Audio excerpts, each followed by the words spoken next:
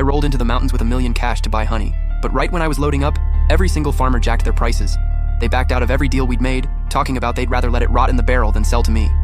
Mr. Zhu, the going rate is 80 a pound, but you're offering 30. That's straight up robbery. I just stood there looking at this random kid I'd never seen before. The village chief jumped in quick. Mr. Xu, this is Auntie Zhang's son-in-law, Song Jie. He studied economics in college. He'll be speaking on behalf of everyone today. Song just set the price at 88 yuan a pound. But at that price point, customers expect premium packaging, top-tier service, and fast shipping.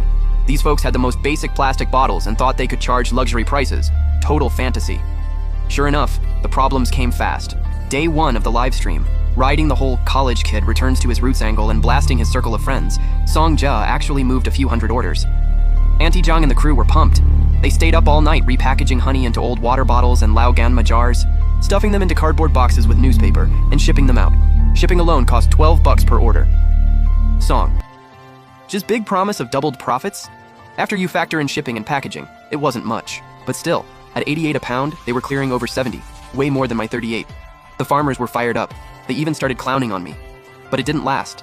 A few days later, the packages hit customers' doorsteps, and the nightmare began. Songjia, what the hell is going on? The phone won't stop blowing up. It's all angry messages. Songjia was stretched out on the kang, daydreaming about getting rich. He snatched the phone up, annoyed. His face went white instantly.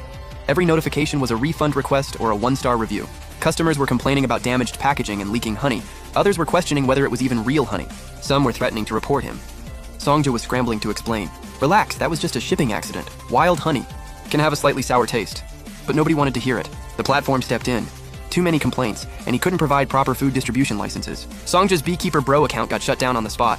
His security deposit got frozen. Worse, all the customers who got smashed up packages weren't just asking for refunds, they wanted compensation for ruined clothes and stained floors. In just 1 week, over 300 orders went out, and the return rate hit 90%. The other 10%, they didn't bother returning it, but they left 1-star reviews. Auntie Zhang was staring at a living room full of sticky, busted-up returned packages and a big red account frozen notification on her phone. She just dropped straight to the floor, slapping her legs and bawling. Lord have mercy, what are we gonna do? We spent thousands on shipping, haven't seen a single penny, and now we owe money?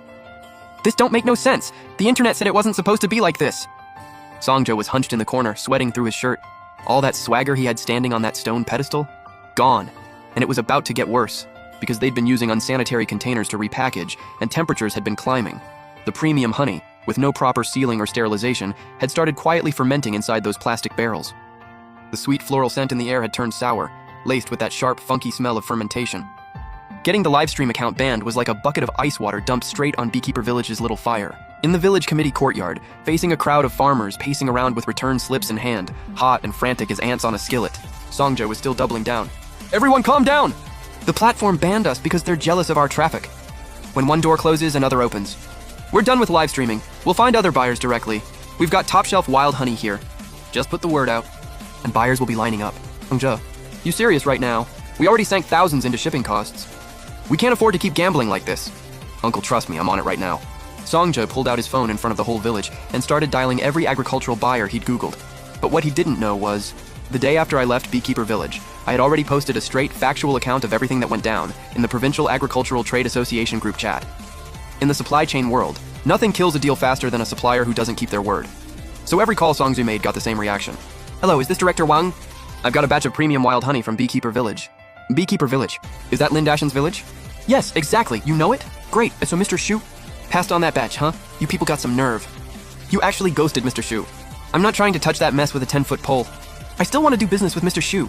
Songjia's face shifted. He forced a smile and turned to the farmers. Let's try someone else. Manager Liu. You buying honey in bulk, right? Yeah, we've got 30,000 pounds. Price? Market rate's around 80. I'll cut you a deal. 68. 68? Are you still asleep? Mr. Zhang offered you 38 and you said no. Now you want me to bail you out? I'll go up to 20 max. Take it or leave it. 20? Why don't you just mug us? Then keep it for yourselves. Songjia made over a dozen calls. Either they hung up right away, or the second they heard Beekeeper Village, they hit him with the jokes. Some just straight up called them lowlifes. The last guy was a dealer who bought low-grade honey for animal feed additives. He laughed out loud on the phone. Heard you ran off Mr. Xu. Bold move, but your honey's got a bad rep now. I'll take it at 10 a pound. I don't care that you burned your bridges. Because I'm making pig feed anyway. Songjia hung up fast. Dead silence fell over the entire courtyard. Songjia, this is your buyers lining up? You got us a watermelon rind? You piece of work! You're out here ruining the whole village. This isn't my fault, it's that Xu guy! He's behind all of this, he's blacklisting us! Mr. Xu offered 38 and you turned it down. You insisted on 80. And now they're offering 10. I'm out $500 in shipping fees alone. Not 1 cent in return, and get this, we're still losing money. On top of that, my 2 barrels got completely ruined during repackaging. The farmers completely lost it. The college kid who'd been put on a pedestal was now public enemy number 1. Songjia got shoved back and forth, hair that was once slick and polished, now a total mess. Back in my office, I listened to the voice memo my contact sent over and let out a cold smirk. That's what they call burning your own bridge. Business has rules. When you cut corners and break them for a quick buck, those same rules will come back and crush you. I didn't need to blacklist anyone. All I had to do was tell the truth, and the system that runs on trust spit them out on its own. But the worst wasn't over for the farmers. If they'd just been stuck with unsold honey, they could have cut prices or kept it for themselves. But the universe apparently decided the lesson needed to hit harder. Over the next few days, the mountain temperatures spiked out of nowhere, hitting over 20 degrees at noon. For honey, that's basically a death sentence. This was a solid batch, but during the live stream, they'd been scooping honey in and out of the big barrels for show. And when it came time to pack orders, they used unsterilized tools and skipped the professional sealed lids I'd sent them, just loosely covering the barrels with plastic wrap. One day, Auntie Zhang stepped into the courtyard and caught a strange smell. Not floral.